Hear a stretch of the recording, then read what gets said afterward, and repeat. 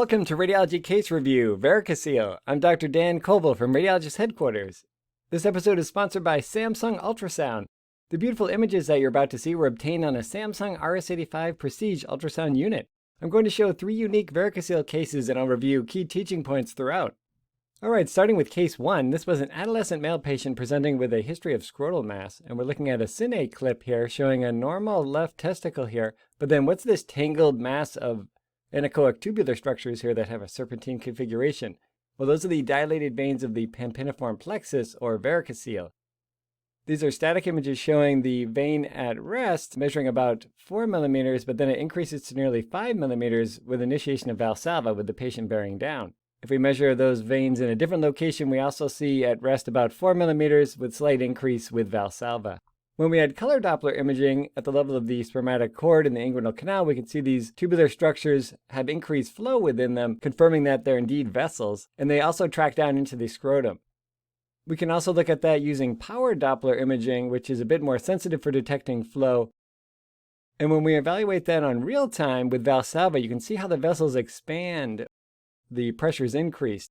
You can see there's not much flow at rest, but then with Valsalva, we see marked increased flow. You can even see on grayscale, visibly they're increasing in size when the patient bears down. Let's discuss some key points for varicocele, and you can also find these in the episode show notes. So varicocele represents abnormal dilatation of pampiniform venous plexus or the peritesticular veins. And these veins are responsible for controlling heat exchange in the scrotum. They're seen in about 15% of adult and adolescent males, and they're caused by incompetent or absent testicular vein valves.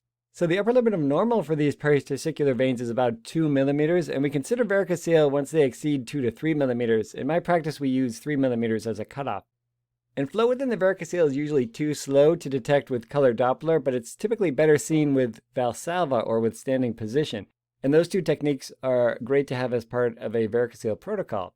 Most of these, 85%, will be left-sided, and about 15% will be bilateral. The theory behind that is the left testicular vein drains into the left renal vein at a 90-degree angle, and that combined with physiologic compression from the overlying mesenteric artery against the left renal vein can increase pressure and venous backflow, and that's thought to be the cause of the increased risk of a left-sided varicocele. The right testicular vein, on the other hand, drains into the IVC at an acute angle, obliquely, so there's not as much chance for back pressure.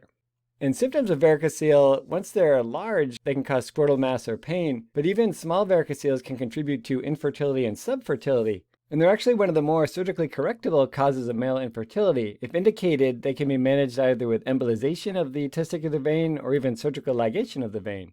All right, moving on to case 2. So here we're starting in the left hemiscrotum, lateral to the testicle, not shown. You can see there's this tubular structure here with these vague linear echoes in it, indicating a vessel with slow flow. When we measure that, it's about 4 millimeters with slight increase in size with Valsalva. And again, these curvilinear low-level echoes indicate slow flow within this vein, consistent with varicocele.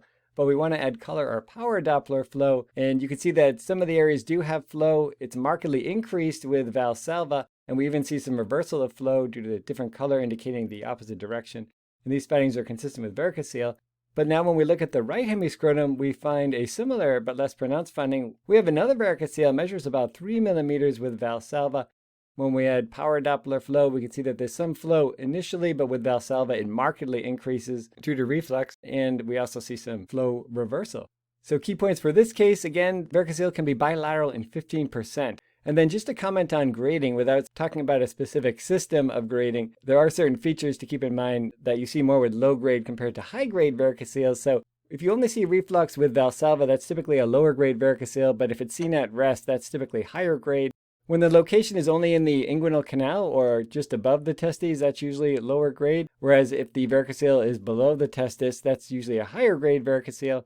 And then finally, if the vessels are only seen in the standing position due to enlargement versus those that are present in the supine position like the cases I've been showing you, that's usually another way to differentiate low grade and high grade.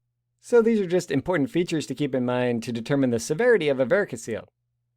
All right, final case, case 3. So here we're starting with the right scrotum. We have a normal right testis here in this transverse view, but then notice these dilated veins of the pampiniform plexus here. So we can evaluate that with Valsalva, and we also want to measure these, and they measure about 3 millimeters, consistent with varicocele. Let's take a look at that with Valsalva and power Doppler imaging, and you can see that there's a robust increase in flow due to reflux, indicating that this is indeed a right varicocele. Now, there was no left varicocele, so what would be the next step if you're imaging a patient and you find solitary or isolated right-sided varicocele?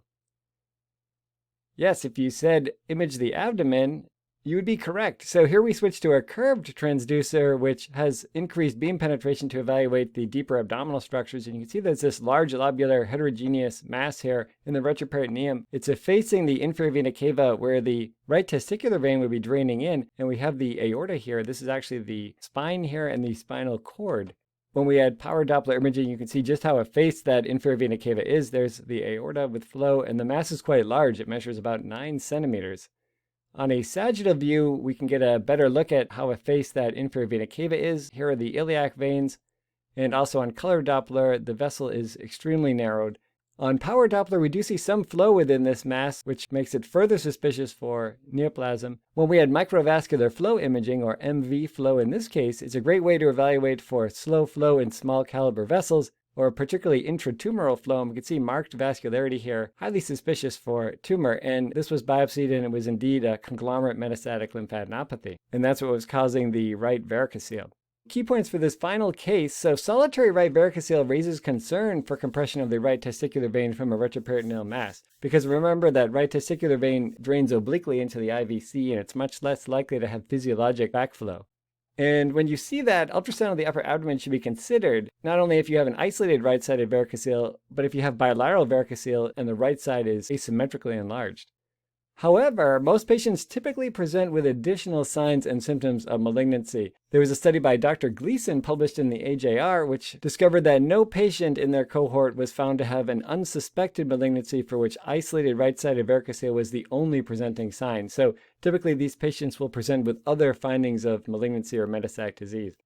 And that was true in our case as well. This patient actually presented with cervical spine metastatic disease, and then the varicocele and retroperitoneal tumor were found as a later secondary finding. So while it's important to further evaluate these solitary right varicoceles, the yield will likely be lower if there are no other findings suspicious for malignancy or metastatic disease. Thank you again to our sponsor, Samsung Ultrasound. If you like this lecture, please subscribe to the video podcast or on YouTube. To see bonus teaching material that I post throughout the week, click the YouTube community tab or follow us on social media. Until next time, radiology is life.